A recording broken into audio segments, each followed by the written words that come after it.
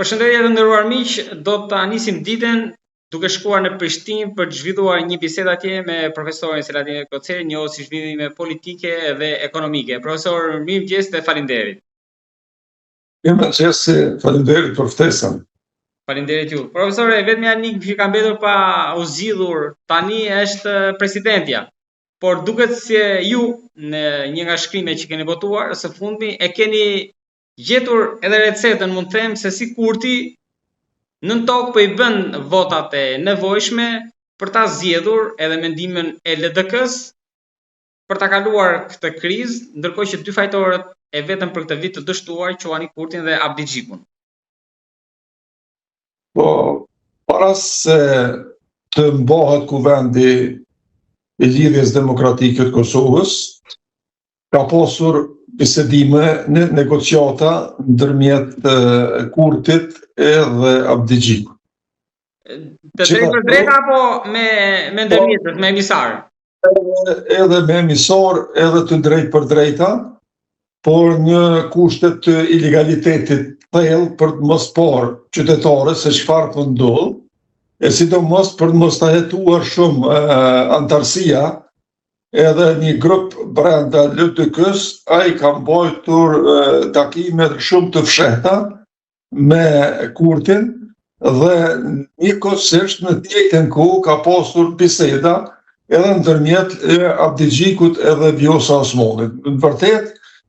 takimet edhe bisedat mes Vjosës edhe Abdi Xhikut asnjëherë nuk kanë ndalur. Ato janë profesor, edhe ndoshta kanë qenë edhe më të lehta për shkak të asaj që ju më keni thënë në bisedat më parë të lidhjeve familjare, edhe ka qenë më lehtë se me Kurtin. Po, ato janë biseda permanente, ata kanë edhe biznes përbashkët, ushtrojnë biznes përbashkët në Kosovë dhe në Shqipëri, lumiri me prindonin, kështu që ata kanë lidhje ngushta familjare dhe kontaktet e tyre janë të shpeshta. Dhe tani çka ka mbetur në pas kuvendit të LDK-s, ku u konfirmua vazhdimësia apo ju vazhdua mandati zotit Abdi Xhiku, përkundër që një pjesë e madhe apo gati gjysma e delegatëve të kuvendit ishin kundër. Aty brenda asaj dite, brenda shtunës dhe një mbledhje që zgjati jashtëzakonisht shumë, pati edhe diskutime shumë kundërshtuese për të vazhduar me lumirin kryetar, por megjithatë u arrit një konsenzus që në format fshehur votohet për të vazhduar mandatin zotit Abdi Xhiku, përkundër asaj që ai zotëri e ka merituar të ecë nga partia sepse e ka dëmtuar rënd dhe e ka humbë shumë në këto zgjedhje, por në zgjedhjet e kaluara. Edhe kemi info gati të sigurta se 2 nëndeg, që ata nëndeg zakonisht nëndeg të LDK-s vinë nga baza me vot të përcaktuar. 2 nëndeg të cilat ishin kundër që Lumer Abdi Xhiku t'i vazhdohet, ato u arrit që brenda mbledhjes, brenda kuvendit, edhe atë me insistimet e zotit Uku Rugova, sepse si duket deka mjaft e fortë që është i Stogut, ishte kundër Abdi Xhikut dhe arriti që zoti Rugova ta bindë në dekën e LDK-s të i Stogut që të votoj për t'je vazhdu mandatin kryetarit, edhe një nëndeg tjetër, e di afërsisht se lartë, por me qenë se nuk e kom shumë të konfirmuar, nuk po du ta për publike, kështu që 2 nëndeg me delegatet e vetë e bën diferencen edhe u vazhdu mandati i zotit Abdi Xhiku, përkundër asaj që kë është dashur të jep tërheqje të paravukueshme, sepse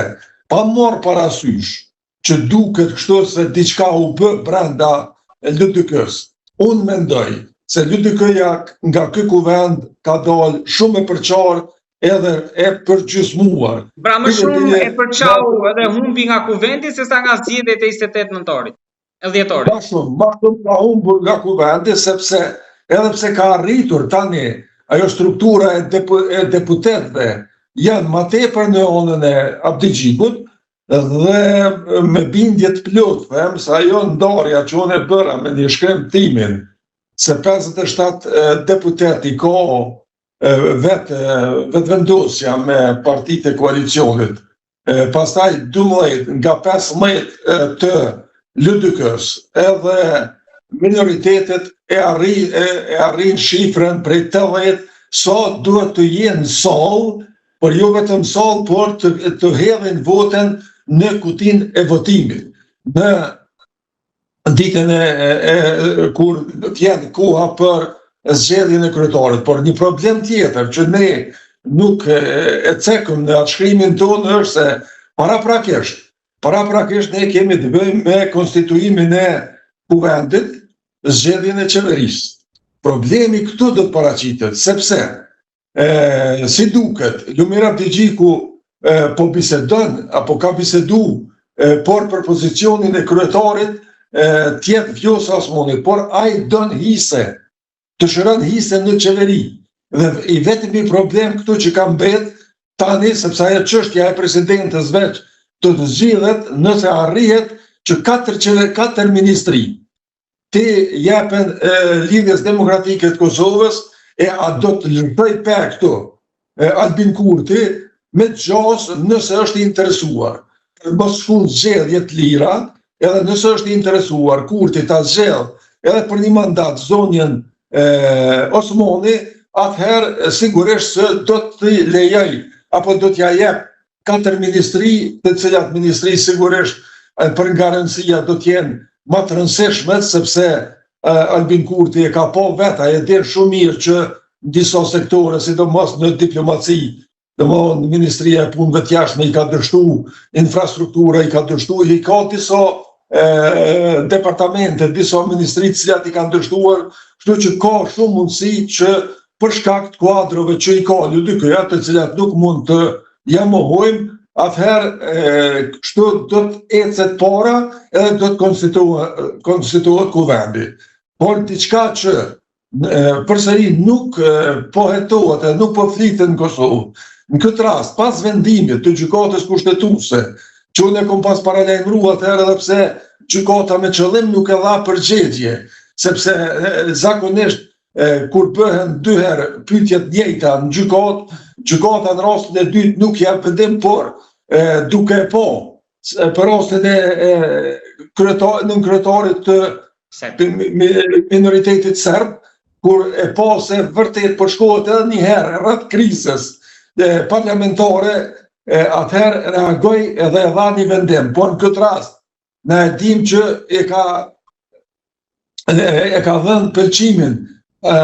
zonja konfirmimin, zonja presidente, se kuvendi është konstituuar dhe me këtë rast ka shkelje të kushtetutës. Dhe në rrethona normale,